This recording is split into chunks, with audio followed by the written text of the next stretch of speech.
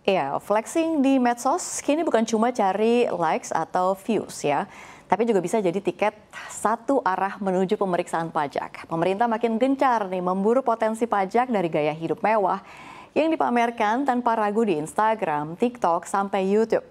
Kalau dulu Ditjen Pajak hanya mengandalkan SPT dan juga laporan resmi, sekarang mereka ikut main di dunia digital. Jejak digital jadi ladang data dari video unboxing mobil mewah, brunch di rooftop hotel, sampai kode-kode saldo miliaran rupiah, semua bisa jadi pintu masuk. Dan ini bukan wacana kosong ya, DJP sudah bergerak lewat analisis data terbuka, pantau konten viral, hingga lacak transaksi para selebgram dan sosok crazy rich yang mendadak muncul bak jamur setelah hujan. Menteri Keuangan Sri Mulyani pun sudah tegas kalau hobi pamer saldo atau aset di medsos, jangan kaget kalau petugas pajak juga ikut nonton dan datang. Jadi ini bukan gertakan iseng, pemerintah sedang menyiapkan strategi besar dan salah satu sasarannya ya mereka yang doyan flexing tapi lalai soal pajak.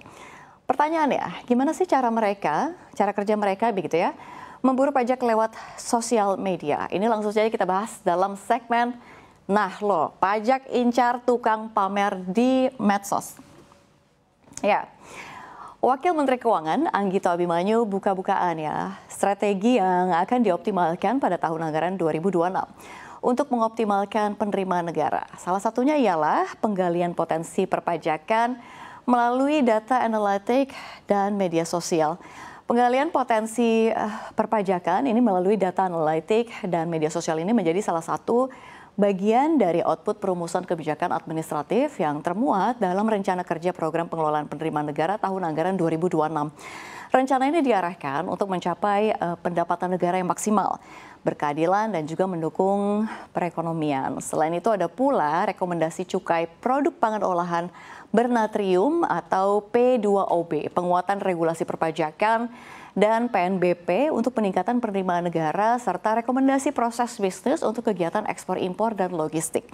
Selain output perumusan kebijakan administratif, ada juga nih output pelayanan, komunikasi dan edukasi, output pengawasan dan penegakan hukum, output intensifikasi penerimaan negara, serta output penanganan keberatan banding gugatan. Program-program ini diarahkan untuk mengoptimalkan penerimaan negara pada 2026 dengan menggunakan rencana anggaran senilai 1,99 triliun rupiah dari total usulan pagu anggaran Kementerian Keuangan pada tahun depan senilai 52,01 triliun rupiah. Ini kita baca bersama-sama ya. Ini Pak Anggito Abimanyu, Wamenkyu. Total kebutuhan 1,99 triliun rupiah, sementara pagu 1,63 triliun. Kami ini ajukan tambahan 366 M untuk dorong program tersebut. Ya, lalu bagaimana sih cara kerja pajak via medsos ini? Kita lihat seperti apa. Ya, Direktorat Jenderal Pajak Kementerian Keuangan telah memanfaatkan sosial media sebagai instrumen pemantauan kepatuhan pajak masyarakat. Hal ini pun akan diperkuat pada 2006, sebagaimana ditegaskan oleh Wakil Menteri Keuangan Anggito Abimanyu tadi saat memaparkan optimalisasi penerimaan negara untuk tahun anggaran 2026 di DPR. Direktur Peraturan Perpajakan 1 DJP Hestu Yoga Saksama menjelaskan, ini cara kerja Ditjen Pajak mengawasi kepatuhan pajak melalui sosmed ialah menggunakan skema crawling. Jadi skema crawling atau sistem crawl dilakukan memanfaatkan mesin pencarian untuk menemukan konten yang diunggah pengguna sosmed. Nih kita baca sama-sama dari Hestu Yoga. Kalau ada yang suka pamer mobil di medsos, pasti diamati. Kami sudah mulai pengawasan lewat crawling. Nih mesti hati-hati ya. Yoga mengatakan selama ini para fiskus memantau harta kekayaan yang dipampang oleh para wajib pajak di medsos. Lalu data hartanya disandingkan dengan data di sistem pajak. Bila ada ketidaksesuaian, maka otoritas pajak akan melakukan edukasi atau peringatan secara langsung kepada wajib pajak yang bersangkutan. Pihak-pihak yang menerima endorse juga Yoga pastikan ini menjadi objek yang gak luput dari pengawasan para fiskus. Langkah-langkah yang dilakukan DJP ini semata untuk menciptakan kesetaraan kepatuhan pembayaran pajak baik dari dalam lingkup luring maupun daring. Ternyata banyak korban dari pamer harta ini aja loh. Kita lihat siapa ya, pasti kalian juga udah tahu karena ini sempat heboh sekali. Ya, ini kita lihat nih, korban petaka maling. Mukanya nggak asing kan ya. Kementerian Keuangan diterpa angin ribut kasus korupsi yang melibatkan sejumlah pegawainya pada 2023 lalu. Ini berawal dari kasus penganiayaan yang melibatkan anak dari salah satu pegawainya.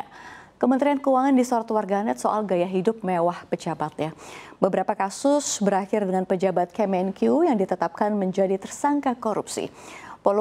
Polemik yang terjadi ini bermula dari kasus penganiayaan yang dilakukan oleh seorang remaja bernama Mario Dandi Satrio terhadap David Ozora pada Februari 2023. Sorotan kepada Mario Dandi ini bukan hanya soal penganiayaan, tapi juga gaya hidupnya yang mewah. Di sejumlah akun media sosialnya, Dandi kerap berpose dengan mobil Jeep Rubicon dan juga motor gede Harley Davidson. Nah, dari hasil penelusuran netizen, akhirnya diketahui nih dari mana sih sebenarnya Dandi ini bisa mendapatkan kendaraan mahal tersebut.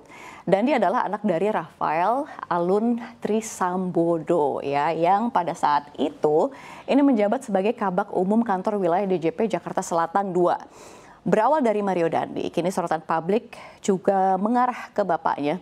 Laporan harta kekayaan penyelenggara negara memperlihatkan Rafael ini memiliki harta mencapai 56,1 miliar rupiah.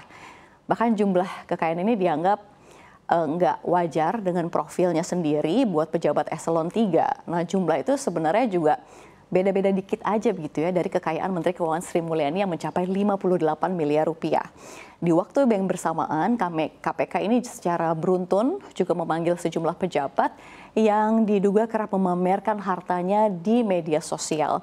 Jadi pada 7 Maret 2023, KPK memanggil mantan Kepala Bea Cukai Yogyakarta, Eko Darmanto. Nama Eko ini mencuat karena foto dirinya dengan pesawat Cessna seri 127 viral di media sosial. Eko mengklarifikasi bahwa pesawat itu bukanlah miliknya tetapi milik Federasi Aerosport Indonesia. Namun pemeriksaan KPK tetap harus berjalan dan kolega Rafael Alun juga ikut diklarifikasi KPK adalah mantan Kepala Bea Cukai Makassar Andi Pramono. Ya, ini juga nggak kalah hebohnya pada saat itu. Andi disorot publik karena keluarganya dianggap kerap memamerkan barang-barang mewah di medsos. Salah satunya mengenai dugaan kepemilikan rumah mewah yang tidak tercantum di dalam LHKPN-nya. Ternyata Menteri Keuangan Sri Mulyani ini juga sudah memberikan peringatan buat orang-orang yang suka flexing atau pamer. Dan kalau misalkan kita lihat siapa aja ya, ya, ini kalau kata Bu Sri Mulyani, jadi Menteri Keuangan Sri Mulyani ini menyatakan memang dirinya mendukung betul dari culture flexing di media sosial. Jadi bagi Kementerian Keuangan yang dikomandoi Sri Mulyani ini, kebiasaan pamer kekayaan memudahkan kerja Direktorat Jenderal Pajak Kemenq mendeteksi wajib pajak yang perlu dimonitori. Ini sebenarnya juga senang juga mereka, jadi bisa gampang dimonitor. Kalau kata Bu Ani, ada yang pamer akun miliaran, ya nanti kami datangkan. Sesimpel itu aja ya. Tapi ini lucu ya pemirsa ya. Kalau misalkan kita lihat pamer sah-sah aja asal sejalan dengan data pajak yang dilaporkan. Data era digital seperti sekarang, gaya hidup mewah ini makin gampang terbaca. Petugas pajak tak perlu lagi turun ke lapangan, jadi cuma scroll-scroll aja sambil ngopi begitu ya. Langkah ini semoga bukan sekedar kejar setoran tetapi dorong keadilan pajak yang sesungguhnya. Karena yang jujur nggak perlu khawatir sebenarnya, tapi kalau yang doyan flexing tanpa setoran, hati-hati bisa jadi konten viral ini jadi awal pemeriksaan Anda.